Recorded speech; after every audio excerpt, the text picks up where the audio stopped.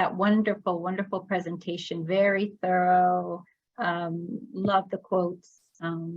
Gives it a very personal touch. So we do have about 6 minutes left, and we want to make sure. And would you be able to stay a few minutes longer, Dr. Griffith, if there are additional questions? Absolutely. Okay, wonderful. And again, you know, we want to, anyone who's interested in reaching out regarding the Mighty Men program, please feel free to reach Dr. Griffith.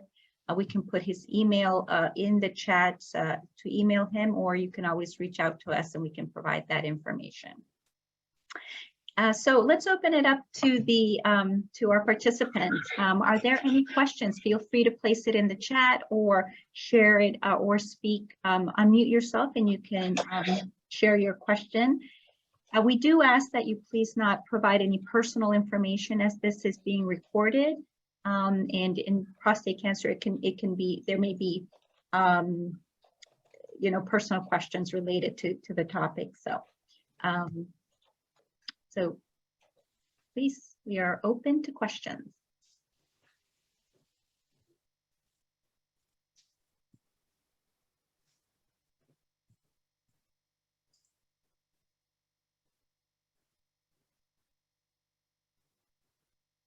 I'll go for a question. This is Dawn Fishbein.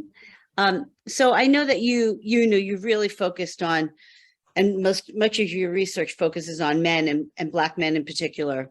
Is there anything that you could talk to us, also being, you know, Latin and Hispanic Heritage Month? You know, like, is there anything that you have ongoing in your research, or at least, you know, work that you've done that could also talk about and equate, you know, Hispanic men to the same still an underrepresented group of men in healthcare?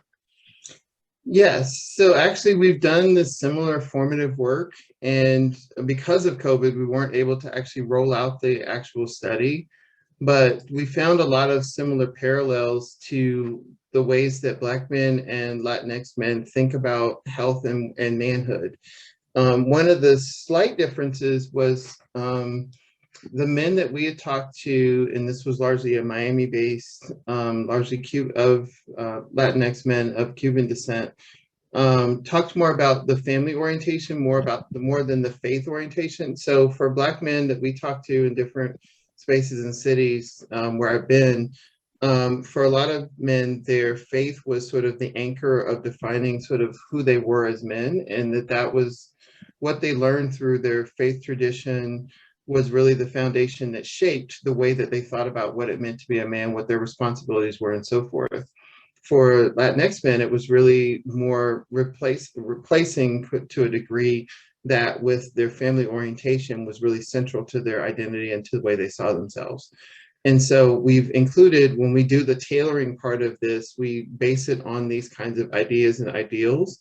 And we've included both actually in the tailoring tools that we're doing with studies with Latinx men and with Black men.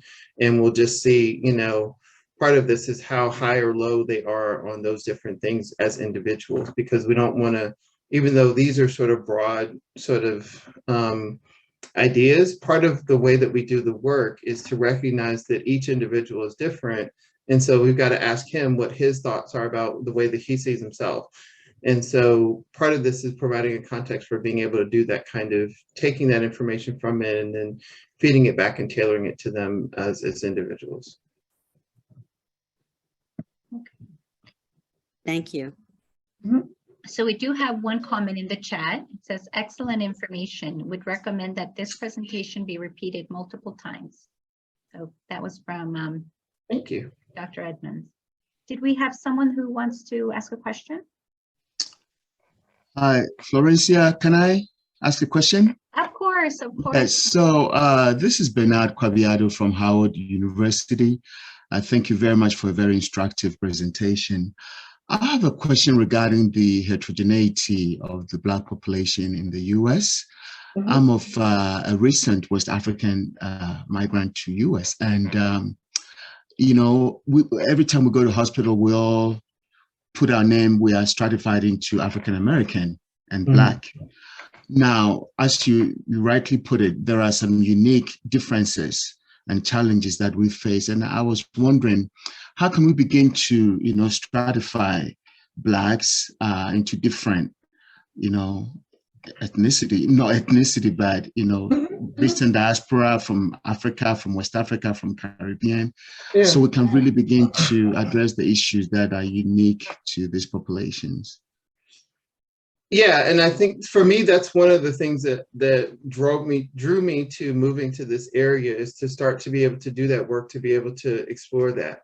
I think typically we've limited that to thinking about it in terms of biological factors. What I'm interested in, what I think is really potentially more important, because we haven't really seen that play out in very substantive ways, in the way that, as much as we have some of the cultural factors and some of the things that would affect sort of the ways that men engage with one another, the ways that they see themselves, and how they see and prioritize different roles, responsibilities, and so forth.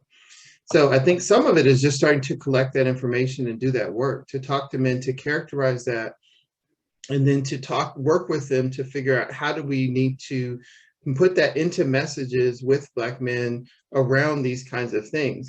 And yeah, so one language would be, in the very traditional way, is to think about ethnic heterogeneity within the Black population as, I think, one at least way to characterize what you're talking about in the generations of immigration, and so forth. My parents are from Jamaica and Guyana, so yeah, I definitely understand the what you're describing in terms of the heterogeneity. And so me being essentially second generation here, first generation American, essentially, with my parents both being immigrants, it's a different context and a different experience that I have versus them. And so I need to understand what my experience and life experience is and how that's different from theirs. But yeah, I think it's starting with just doing the work to really document there are these differences, and then being able to build that into studies to say, how do we need to do this differently? Thank you. Mm-hmm. I think we'll take one more question, and then we do have a few more slides we'd like to share. We're happy to take one more question.